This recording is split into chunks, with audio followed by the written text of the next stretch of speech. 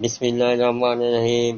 আসসালামু আলাইকুম আমার প্রিয় দেশবাসী, আপনারা কেমন আছেন? আপনারা ভালো থাকেন, সুস্থ থাকেন, নিরাপদে থাকেন। মহান আল্লাহ পাক যাতে আপনাদেরকে সঠিক পথে নিয়ে আসে, এটাই আমার কাম্য। যাক, আজকে বিষয়ে আমি তেমন কিছু বলবো না, তবে একটা জিনিস বলতে আমি বাধ্য হব। ইসলামের বিষয়ে আপনার যেটা বিষয়টা, যার অর্থ হচ্ছে চরিত্র ও নথিবোধ, মূল্যবোধ।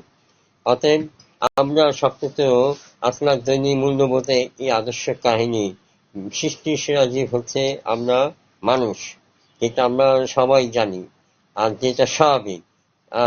তাই যেমনই মানুষের দৈনন্দিন কার্যক্রমের মাধ্যমে যেমন আচার আচরণ চলাফেরা ও স্বভাবে প্রকাশ পায়, সেসব সমষ্টি হলো আখলাক বা চরিত্র, যেটা আমাদের জানা।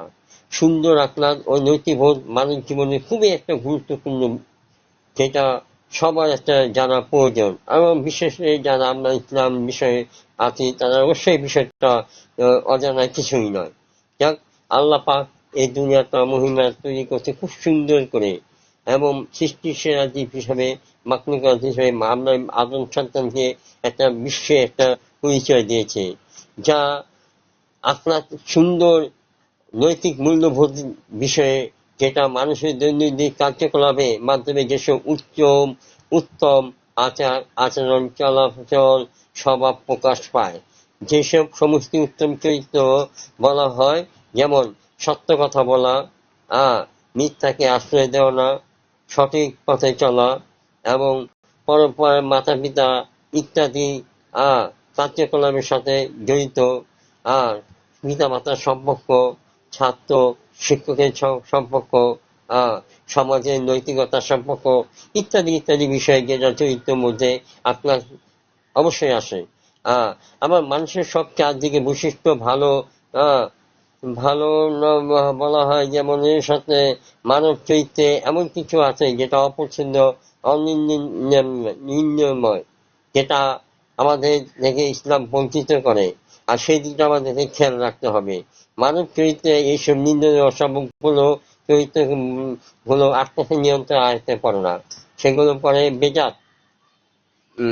নিন্দনীয় উত্তম সম্পূর্ণ বিপরীত। আমাদের উচিত নিম্ন চরিত্র পরিহার করা এবং উন্নয়ন চরিত্র নৈতিক মূল্যবোধ অধিকারী হওয়া।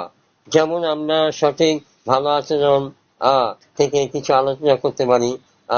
আল্লাহর ইবাদত করা, পিতা মাতার কথা শোনা, শিক্ষককে সম্মান করা, তাদেরকে সেবা করা, বড়দেরকে সম্মান করা, ছোটদেরকে স্নেহ ভালোবাসা দেওয়া, সর্বদা সবসময় সত্যি কথা বলা, যেটা সাহস রাখা প্রতি মুসলমানের কর্তব্য।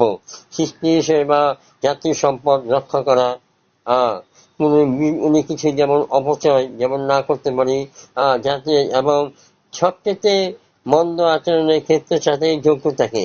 কারণ একটা জিনিস সবসময় আমরাও জানি, শয়তান আর ইনসান একটা পরস্পর সম্পর্ক নীতি। আমি যতটুকু জানি, যারা আল্লাহ পাকে ইবাদত করে, যাদের পাঁচ ওয়াক্ত নামাজ পড়ে, কোরআন তেলাওয়াত করে, সৎ পথে থাকে, শয়তান তাদের কিছু হয় বেশি। কারণটা কি জানেন? কারণটা হলো শয়তান তার কার্যকলাপ বা মহিমা কার্যকলাপ, কাল্পনিক শক্তি প্রয়োগ করে তাদের, যাতে তাদের আল্লাহ পাকের ধ্যান থেকে যাতে ভঙ্গ করে শয়তানের পথে আনার চেষ্টা। শয়তানের কার্যকলাপ সেই কাজে ব্যয় করে। আর যারা দুষ্ট বুদ্ধি লোক, দুষ্ট বেজাত, তাদের উপরে শয়তান কখনো আসক্ত হয় না, কারণ তারা তো এমনি শয়তান। শয়তানের কার্যকলাপ সময় তার কখনো তারা ব্যয় করে না তাদের উপর। শয়তান তাদের সময়টা ব্যয় করে যারা ইসলামের পথে চলে, ইসলামের বিপথে নিয়ে আসার চিন্তা করে। এটুকুই আজ আলাপ পারলাম। বাকিটা পরে আবার আলাপ পাবো। এই আমার অনেক কিছু ভুল ত্রুটি হতে পারে, তাই আপনি আগে আমি আপনার কাছ থেকে ক্ষমা নিয়ে নিচ্ছি। ওকে, আসসালামু আলাইকুম।